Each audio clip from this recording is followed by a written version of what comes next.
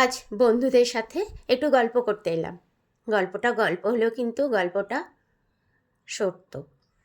আমার ছোটবেলার কিছু কথা। আজ থেকে 40-42 বছর আগে আমার বাবা, ভিডিওকন তখন সবেমাত্র উঠেছে মার্কেটে। বাবা ভিডিওকন কালার টিভি আমাদের বাড়িতে নিয়ে এলো।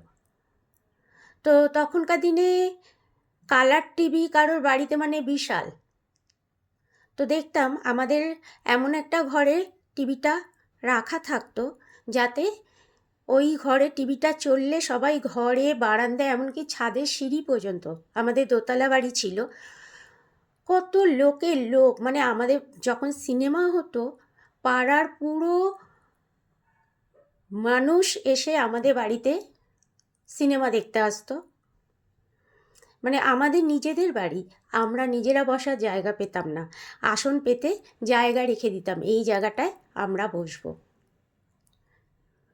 আর যখন সিনেমা শেষ হতো, আমার মা যখন ঘর আর বারান্দা ঝাড় দিত, তখন মুড়ির প্যাকেট, বাদামের খোলা, বিস্কুটের গুঁড়ো, বিস্কুটের প্যাকেট, এরকম মা ঘর ঝাড় দিয়ে বার করতো। আবার আমার বাবার হবি ছিল ছাদে গাছ লাগানো। গাছ মানে কি, একটা দুটো না, সে ছাদ বাগান বলা যেতে পারে।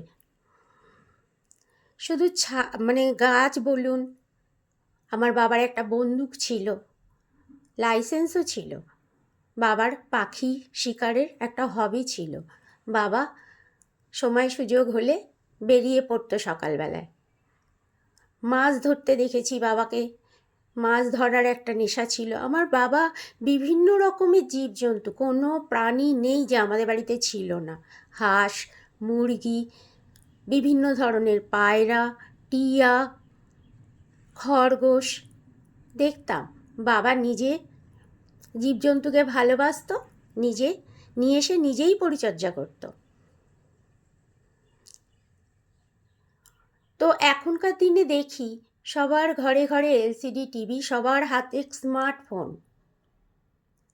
কিন্তু এখনকার দিনে মানুষের মধ্যে সেই ভালোবাসা, ভালো লাগা, সেই একতা, মন খুলে কথা বলা, মন খুলে গল্প করা, সেই জিনিসটা ক্রমাগতই হারিয়ে যাচ্ছে।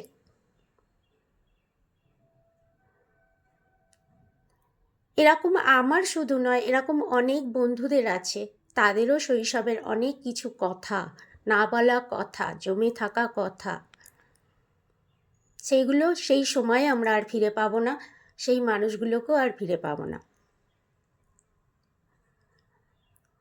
আমার বাবা বাংলাদেশে, আমার মার আর আমার বাবার জন্ম হয় বাংলাদেশে।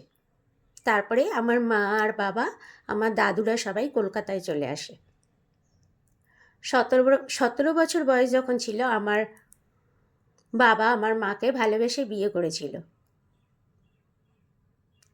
হাওড়া জেলায় বাবার নিজের বিজনেস ছিল। তো সেই মানুষটা 17 বছরে জীবন শুরু করে, আর 53 বছরে কাউকে কিছু বুঝতে না দিয়ে সে হঠাৎই চলে যায়। ওই জন্য জানেন, এত বছর হয়ে গেছে তবু বাবার এই চলে যাওয়াটা, কিছু না বলে, কিছু কাউকে না করতে দিয়ে সেই মানুষটা যে হঠাৎ করে এরমভাবে আমাদের সকলের মধ্যে থেকে হারিয়ে গেল, এটা আজও আমি প্রত্যেকটা মুহূর্ত মিস করি।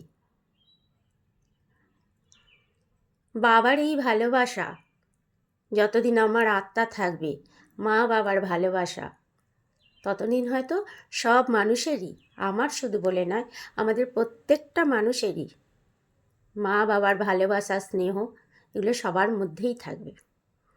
যাক, কিছু কথা হয়তো আজকে আপনাদের বললাম। জানি না আমার গল্পটা আপনাদের কেমন লাগলো, কিন্তু গল্প হলো গল্প, সত্য।